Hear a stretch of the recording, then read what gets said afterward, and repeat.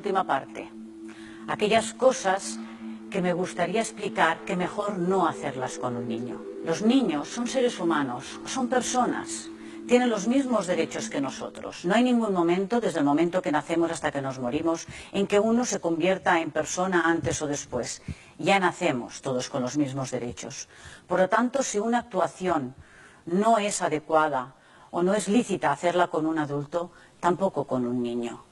En este punto teníamos que ser bastante inflexibles. No podemos tener diferentes baremos para tratar a los niños que para tratar a las personas adultas. Los niños son seres muy sensibles y hay que tratarlos con el mismo respeto que trataríamos a cualquier persona. Hoy en día, cuando un niño no duerme bien, cuando les parece a los padres que no duerme bien, hay una leyenda urbana que dice que si se dejan llorar por la noche, a lo mejor duermen mejor.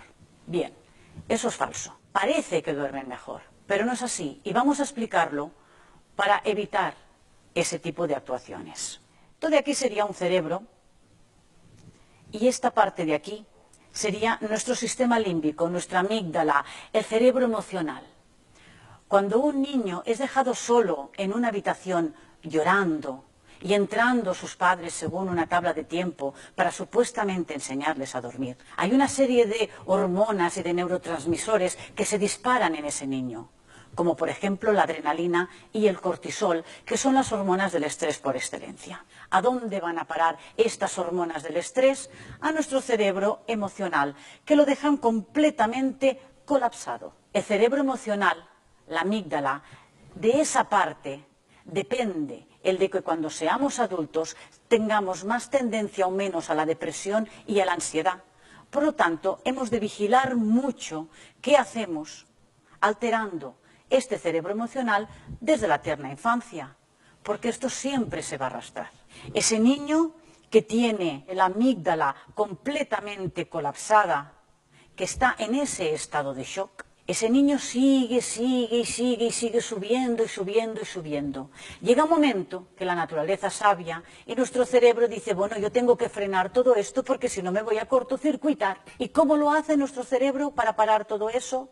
Secretando una serie de opiáceos que se llaman endorfinas, sobre todo concretamente una de ellas que es la serotonina. Por lo tanto, si tenemos un niño que es su hora de dormir, que está cansado, que ha estado llorando, con lo cual está más cansado, y tiene un chute de opiáceos, claro que cae rendido y se duerme, pero no ha aprendido a dormir, simplemente está autodrogado. A partir de entonces, cada noche repetirá el mismo mecanismo hasta que aprenda unos antes, otros después, que de nada le sirve el llorar, que es muy triste que tenga que aprender eso un niño pequeño, que nadie le va a hacer caso. Esos niños que dejan de llorar cuando se acuestan, no quiere decir que se acuesten felices.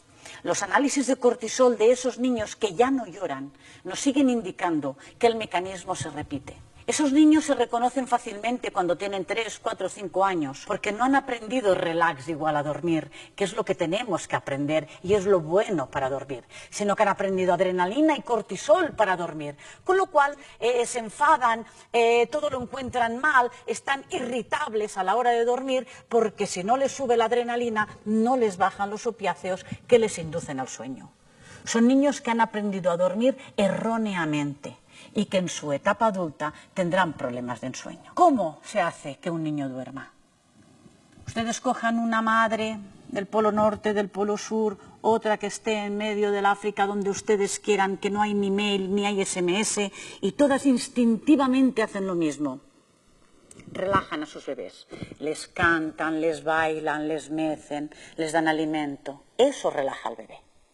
Y el bebé aprende, para dormir, tengo que buscar algo que me relaje. Primero me lo enseña mi madre, después yo se lo pediré a mi madre, cuando ya hablan, mamá, ven, cuéntame un cuento, cántame una canción. Y llega un momento en que ya saben relajarse solos. Y si el niño ha aprendido a relajarse para dormir, ese niño algún día será un adulto que sabrá relajarse para dormir y será menos candidato al insomnio. Hemos explicado cómo este tipo de activación negativa en los niños provoca que no aprendan a dormir correctamente. Pero volvamos un poco atrás. Estamos con un niño que lo hemos dejado en la habitación llorando con esa alteración de adrenalina y cortisol, ¿qué pasa además en ese momento? Pues hay un área de cerebro frontal, que es el área de Broca, que es el área del lenguaje, que también queda anestesiada en esos momentos. Por lo tanto, si tenemos un niño que es su hora de dormir, que no nos va a entender mucho, que además está llorando, con lo cual hay unos decibelios que interrumpen la comunicación y que tiene el área del lenguaje en estado de shock, ese niño es imposible que pueda entender tranquilo, cariño, que papá y mamá te están enseñando a dormir. No puede, tiene el área del lenguaje inútil.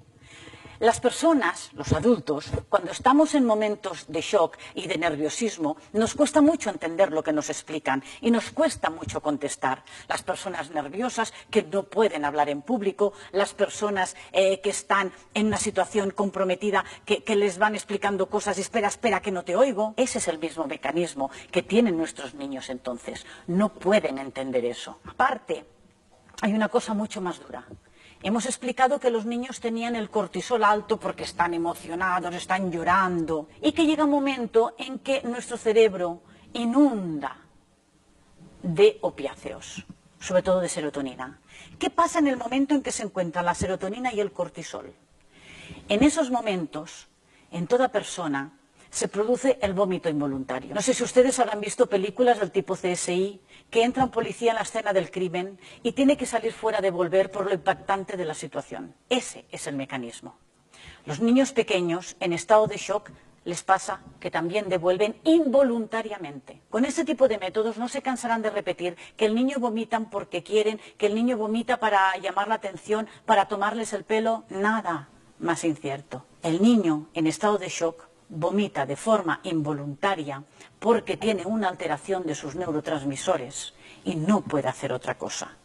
Nunca interpreten el vómito del niño como una forma de traspasar, de que los padres les presten más atención o de tomarnos el pelo. Es una alteración bastante importante. Las investigaciones más recientes nos muestran una serie de alteraciones importantes a corto, medio y largo plazo en niños que se dejan llorar desde su más tierna infancia. Hay trastornos en su estado de ánimo, trastornos de ansiedad, síndrome de estrés postraumático, indefensión aprendida. No creo que haya ningún padre ni nadie que nos esté oyendo en ese momento que quiera ese tipo de alteraciones para su hijo. Como la mayoría de los autores que suelen tener estudios científicos a veces son poco conocidos por el público en general, hemos buscado un autor como es Edouard Punset, que es muy conocido por sus trabajos, libros de divulgación de la neurología, para que explique todo eso. Y me voy a permitir